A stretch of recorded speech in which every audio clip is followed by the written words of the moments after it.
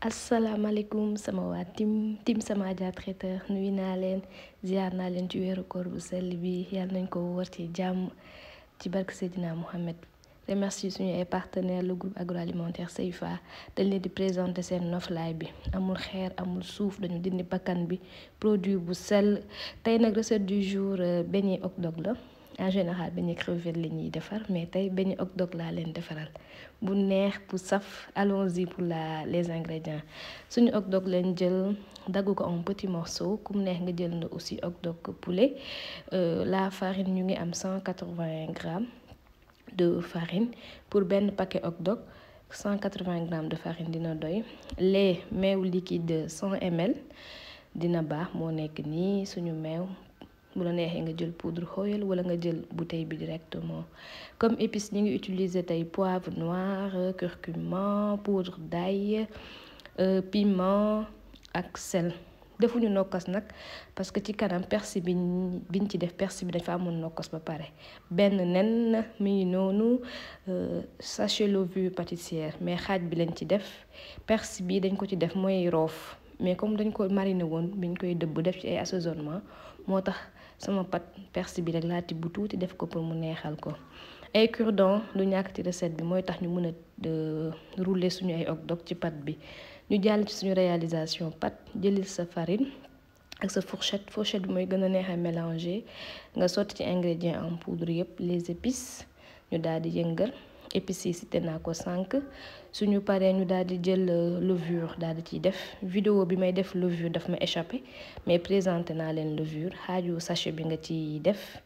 Léegi soo paree nga daal di jël sa meew di def par nànk-nànk man j'ai l'habitude su may def tout le temps liquide ci pat damay def par nànk-nànk bien que damay respecter mesure yi. Daal di jël suñu benn nen daal di ciy sotti di yëngal nànk-nànk. Vraiment mu nekk beignet yu neex beignet hot dog day croustillant da nga koy réussir soo respecter mesure yi neex na ndogoo c'est appétissant vraiment. Boo amee paquet bi ak 180 grammes de farine yi da ngay mën a def paquet bi yëpp day normal neex. Léegi nañu continuer di sotti suñu meew jël suñu persil daal di sotti da koy jox goût bu neex donc duñ def tey pat bu lewet mais pat bu saf la ñuy def moo tax ma def ci persil bi.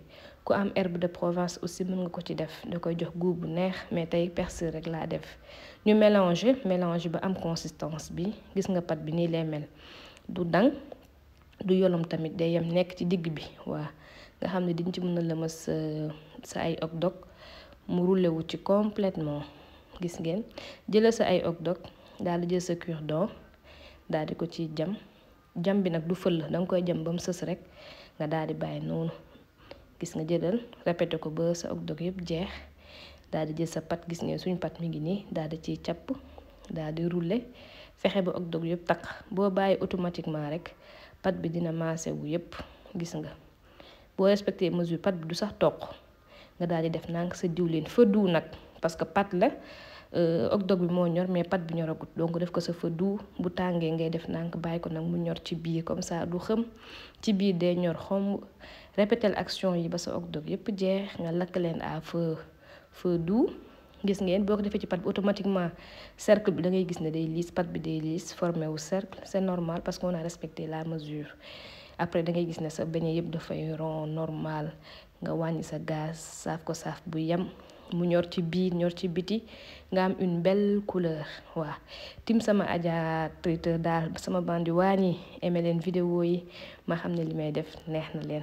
su ngeen aimé ba pare su fekkee abonné gu leen dawal gaaw bës ci cloche bi nga abonné wu comme ça vidéo bu dugg da nga koy jot à la seconde qui suit.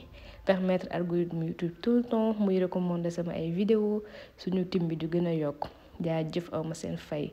ñu saaf nànk suñu hot dog vite fait bien fait recette bi dans moins de 1 heure de temps nga réaliser ko.